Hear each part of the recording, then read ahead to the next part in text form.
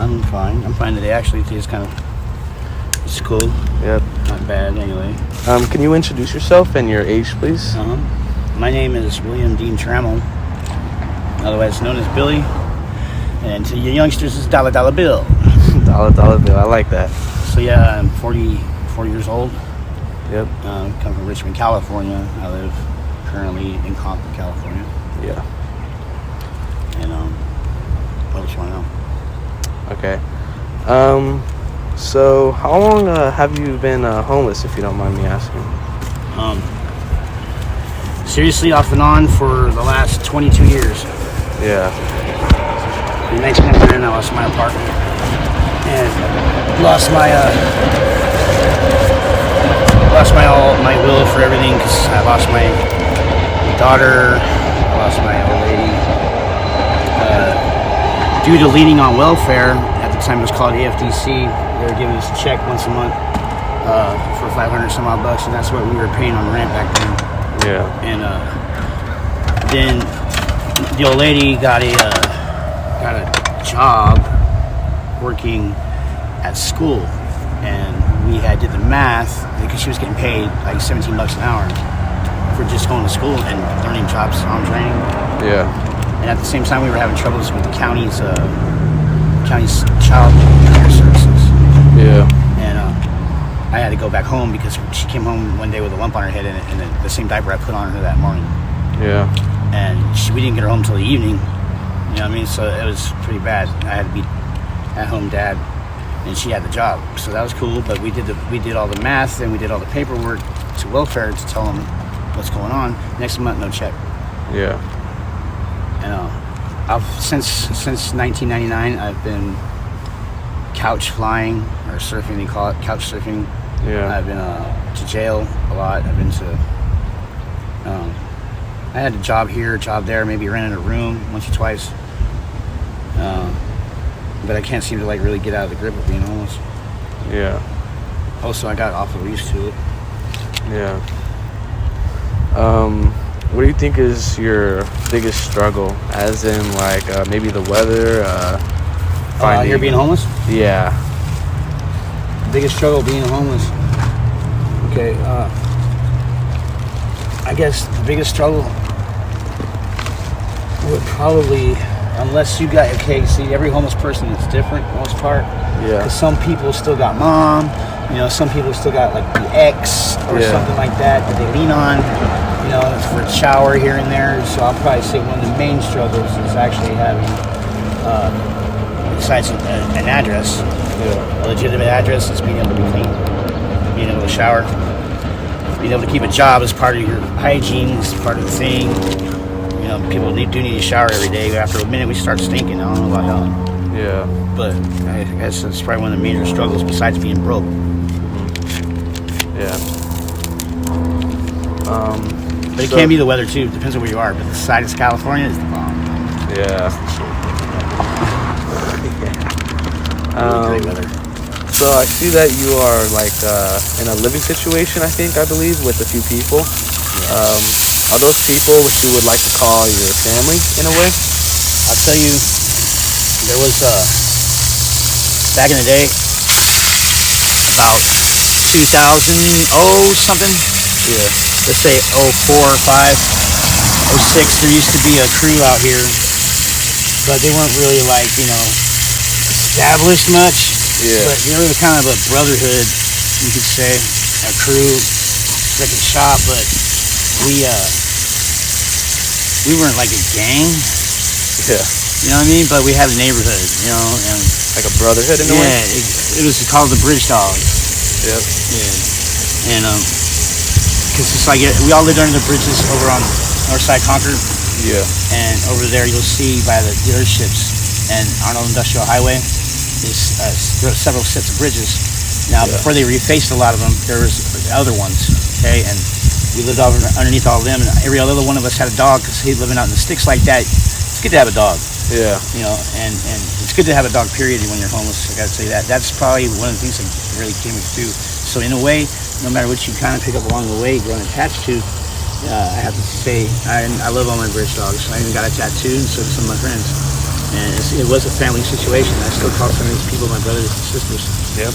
All my street moms and street dads have died, sadly. But I still got some brothers and a few sisters running around, yeah. Yep. Not related, but you know what I mean.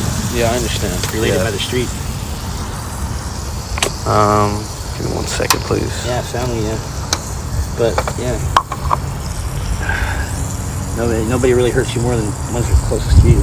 Yeah. I'll tell you, my family, I don't know if my mom, how she feels much about wanting to do better for me, because, I mean, at the time I was in my mom's hands, and yeah. so was my mental health. But she wasn't seeing that. She was in her own sickness. Yeah. And it's kind of hard, you know, when you're trying to tell somebody what's wrong with them when you can't even see because there's something wrong with you in your eye, you know, it's like the Bible thing, I'm pretty sure. Yeah. It's called the plank and the speck. You know, how are you going to help your brother with the speck in his eye when you can't even see past the plank in your own? Yeah. First remove your plank, then you can help your brother with the speck. Yeah, I've grown real accustomed. The lady you heard inside me talking and asking questions to was my girlfriend Heather. Oh, really? Yeah. Yeah. Thank God for her. She's a good woman. You're really lucky though. I gotta tell you, you're really lucky to find somebody to be with you out here. Yeah. It gets hella lonesome, and the rejection is most of it too. You know, I don't know anybody that I know with any kind of criminal record being able to get a job. Yeah. In the first place, when you do a background check and you got a petty theft from the 90s, it doesn't matter. They still won't hire me. Yeah. That's been my issue. But also, I think it was wrong timing for affirmative action. Is that the one? Yeah. Affirmative action, where they gave more jobs to people that weren't white, pretty much, right? Yeah. So that the workforce is more correct by having, I can't say colored people. When they mixed it up, in the affirmative action, I was competing with people that would work for way less than what I would work for. But that's just an excuse, I think, if anything. Most of it, me coming into the streets and part of this is, partying. I was young and dumb, doing dumb things. Yeah. So, do people treat you differently a lot? People constantly. I have to tell you, every day when I go out and deal with the public, whether I'm digging in the trash for cans, whether I'm at Safeway asking for food help, whenever I got to deal with a set amount of people, like panhandling, I'll get the whole scale in a day. Yeah. From one end, there's this little old biddy who pulled her last little nickel out and gave it to you, and then went to the store, got some more change, and gave you that change too. Yeah.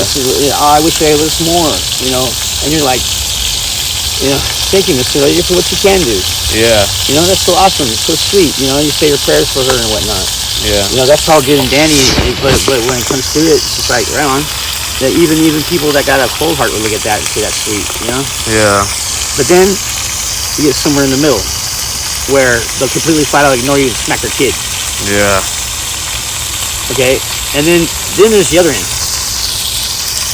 Screw you, bum. Why don't you get your ass off in your butt and get a job? Yeah. What's wrong with you? You're a fucking alcoholic? Are you a fucking, excuse me my foul language, but no. That's what it is. It's a constant kind of look.